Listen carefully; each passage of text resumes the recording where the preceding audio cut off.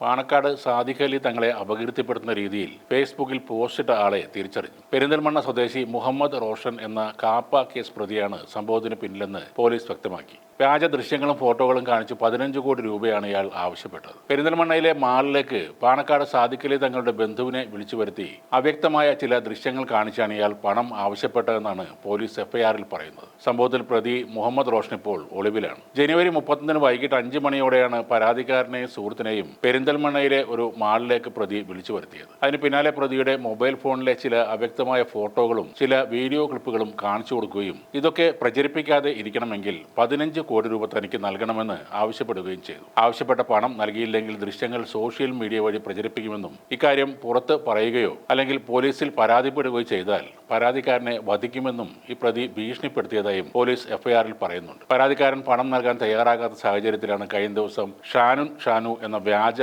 Facebook ഐഡിയിൽ നിന്നും പാണക്കാട് സയ്യദ് സാദിഖ് അലി ശിഹാബ് തങ്ങളെ അപകീർത്തിപ്പെടുത്തുന്ന തരത്തിലുള്ള ഒരു വ്യാജ പോസ്റ്റ് സോഷ്യൽ മീഡിയ ഫേസ്ബുക്കിൽ പ്രതി പോസ്റ്റ് ചെയ്തു. ഇതുവഴി സമൂഹത്തിൽ മനഃപൂർവ്വം കലാപം ഉണ്ടാക്കാൻ ശ്രമിക്കുകയും പരാതിക്കാരനും കുടുംബത്തിനും മാനഹാനി വരുത്തുകയും ചെയ്തു എന്നും എഫ്ഐആറിൽ പോലീസ് പറയുന്നുണ്ട്. റോഷനാണ് ഭീഷണിക്ക് പിന്നിലെങ്കിലും ഇയാൾ തന്നെയാണോ ഈ വിവാദ ഫേസ്ബുക്ക് പോസ്റ്റ് ഇട്ടതെന്ന് ഇതുവരെ വ്യക്തമായിട്ടില്ല. ഇക്കാര്യത്തിൽ IP അഡ്രസ് ഉൾപ്പെടെ ശാസ്ത്രീയ തെളിവ് കിട്ടേണ്ടതുണ്ടെന്ന് സൈബർ പോലീസ് പറയുന്നു. സാദിഖ് അലി തങ്ങൾക്കെതിരായ പോസ്റ്റിനെതിരെ മുസ്ലിം ലീഗ് പരാതി നൽകിയിരുന്നു. ഈ സംഭവത്തിൽ കടുത്ത പ്രതിഷേധമാണ് ഉയർന്നത്. ബ്ലാക്ക് മെയിലിംഗ് ആയിരുന്നെന്ന് പോലീസ് പറയുന്നുണ്ട്. ഇതിനായി മൊയ്ൻ അലി തങ്ങളെയാണ് മുഹമ്മദ് റോഷൻ പണത്തിനായി സമീപിച്ചത്. പാണക്കാട് സാദിഖ് അലി ശിഹാബ് തങ്ങളുടെ സഹോദര പുത്രനാണ് മൊയ്ൻ അലി ശിഹാബ് തങ്ങൾ. റോഷൻ പെരിന്തൽമണ്ണ സ്വദേശിയാണെന്ന് വ്യക്തമായിട്ടുണ്ട്. ഇടനിലക്കാർ വഴി ആയിരുന്നു ഈ ഭീഷണിപ്പെടുത്തൽ.